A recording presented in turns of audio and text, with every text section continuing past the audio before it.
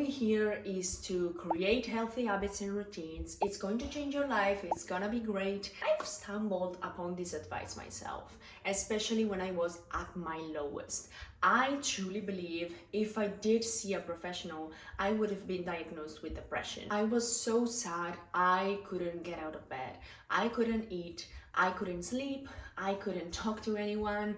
I was feeling incredibly lonely. So hearing all of that advice on building healthy habits, I was like, okay, to me it's impossible. How can I actually do that? In the end though, habits and routines truly saved my life, and I was actually able to use habits and routines to completely spiral my life into something that I love and having a life that I truly am grateful to wake up to. This is your one stop to actually figure out how to choose habits, how to build them, and whatever it is you need to do to actually make this year your bitch. First point we need to be touching on, it's kind of boring, but you need to assess your life. To jumpstart this process, I needed to make truly big changes in my life.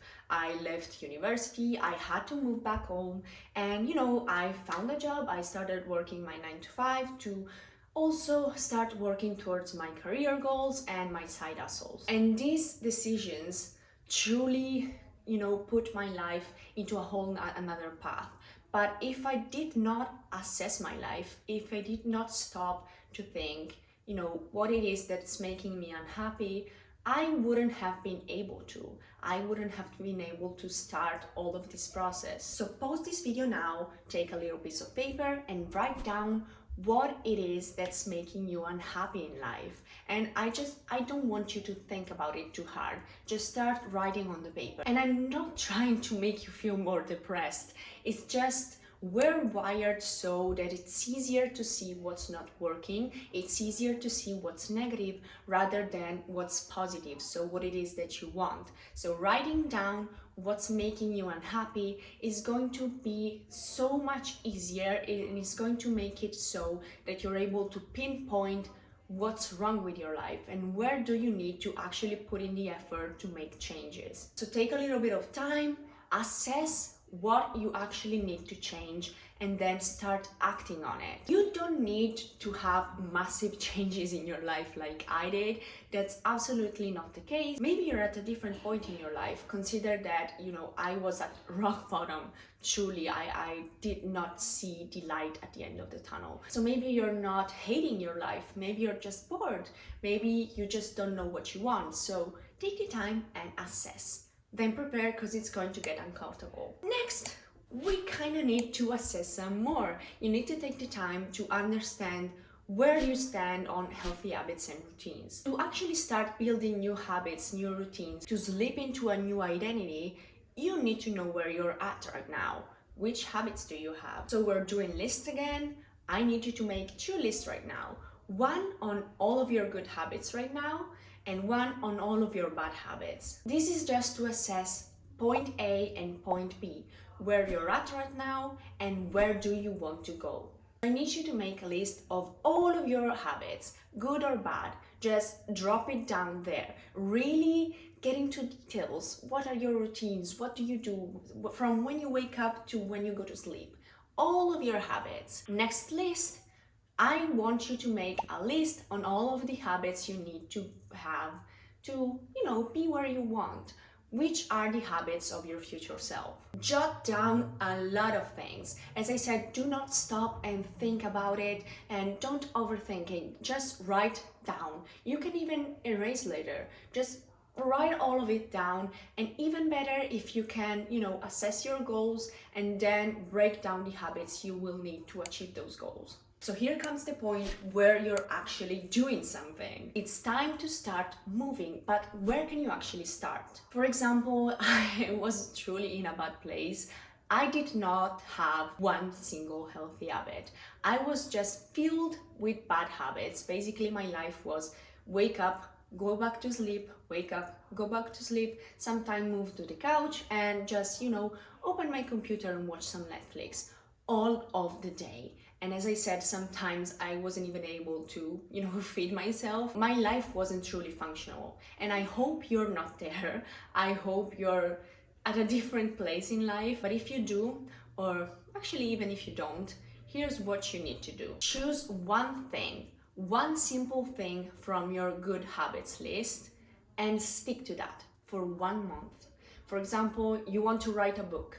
Okay, that's your goal. It's something, it can start as simple as having 1 hour a week where you sit down and just write. If your goal is to lose weight and finally feel confident in your body, just choose a 10-minute walk outside. Choose the simplest thing you can find on your good habits list, dump it down, and then commit to it. It needs to be something truly as simple as it can be. For me, for example, what I wanted to do was actually getting out of bed and sitting myself and have a little breakfast, trying to feed myself. It's a habit that basically everybody on earth has, but I was not able to do it. For me, it was super difficult to do anything. So trying to sit myself and have some breakfast, trying to feed myself, for me it was super hard, but it was the first thing that I actually started working towards. If you want to go deeper on how to actually break bad habits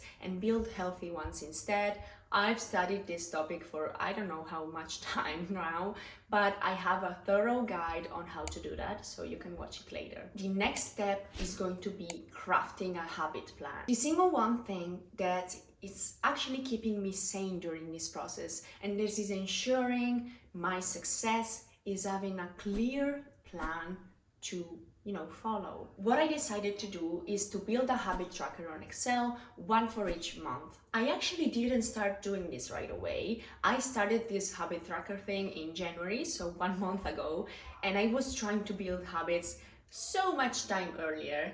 But this month is where I've seen the most growth, where I felt the most excited, where I felt my life is actually changing, it's actually different, is where I'm starting to reaping the rewards. So learn from my mistake and start with the habit tracker as soon as you can. You don't have to start on January, but the first month you actually start and do that.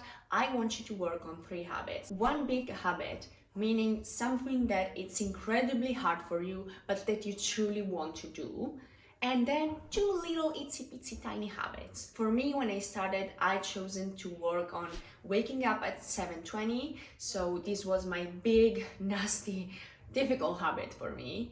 And then I've just started tidying up and prepping myself for the next day. What you want to have is a list with all of the months, and then the habits you want to build on those months. So let's say January, you have your first 3 habits. Then on February, you're going to have those 3 habits and 3 new ones. So you're going to start building from there. This is going to be your plan, our baseline. And always follow this rule of 3 new habits, 1 big and 2 little ones. So this list, this plan, is going to change so much during the year. It's going to be different during the month because, we're setting basically a month time to work on those habits. Sometimes you're gonna be needing less time. So for example, in January, I started with 3 habits, and then with the months going on, I started to work on even more because I was getting into my flow.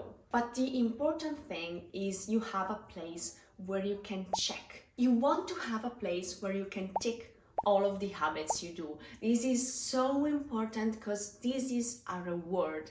And if you know the habit loop, cue, routine, and reward, you know how important it is to reward yourself if you actually want to start building those habits. I personally love Excel, but you could also have it on paper. There's a whole world of habit tracker templates on the internet, so just go ahead and do your research. So basically what I'm doing right now is at the end of each month, I reassess all of the things. How did I do? What did I do wrong? What can I, do better?